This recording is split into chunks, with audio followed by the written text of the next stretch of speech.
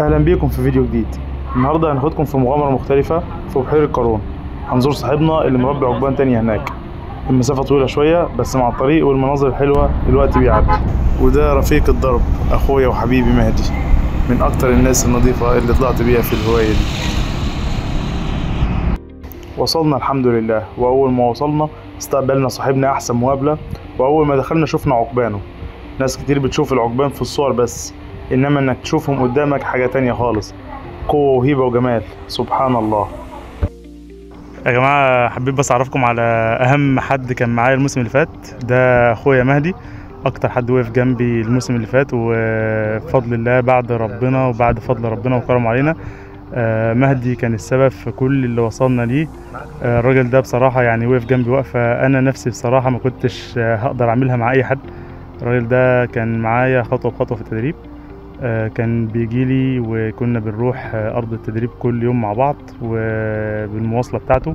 وبصراحة عمره ما زهق ولا قال لي لأ، وعمره ما خد مني حتى حق المشوار.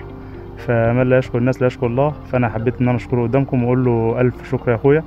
وإن شاء الله الموسم اللي جاي ده بتاعك أنت، أنا هبقى ورا الكاميرا وأنت اللي هتعمل كل حاجة إن شاء الله مع إعصار. حبيبي يا عم أحمد، رد فعل مني على الواجب اللي أنت عملته معايا. حبيبي يا عم أحمد، حبيبي شكرا على الواجب. وهنا اخدنا طيور ونزلنا على البحيرة عشان ندربها، وبدأنا دعوة مع العقاب الامبريال تاج. وده ان شاء الله باذن الله في الموسم هيكون طير مميز جدا جدا، واستنوا الفيديوهات الجاية بتاعته في الموسم. عمده مهدي وهو نزل اللمة يا شباب.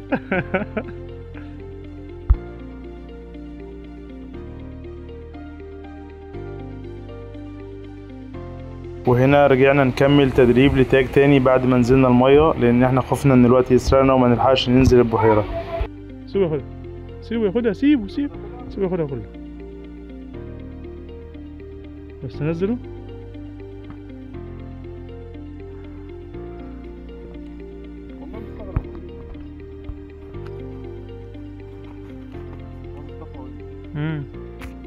هو مش هيقف على ايده بس، فاهم؟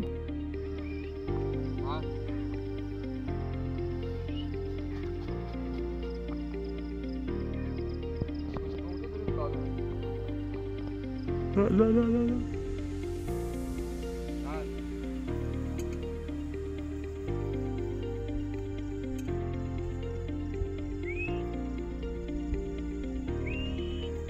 الجو بدأ يليل علينا، والتدريب مش هيكون احسن حاجة، ولكن يكفي اننا استمتعنا وقضينا يوم جميل مع بعض بصحبة الطيور وبصحبة الناس اللي بتشاركنا الهواية الجميلة. عادي شد السبوق.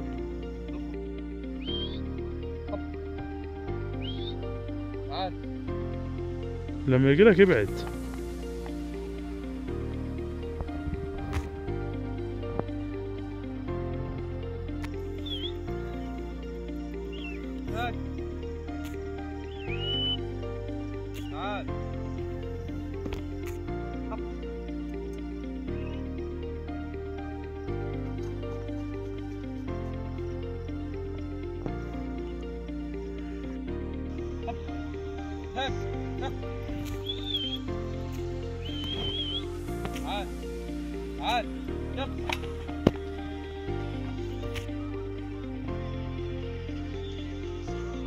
وطبعا ما كانش ينفع امشي من المكان من غير ما اصور لكم المنظر التحفة ده. سبحان من خلق فأبدع، سبحان الله العظيم.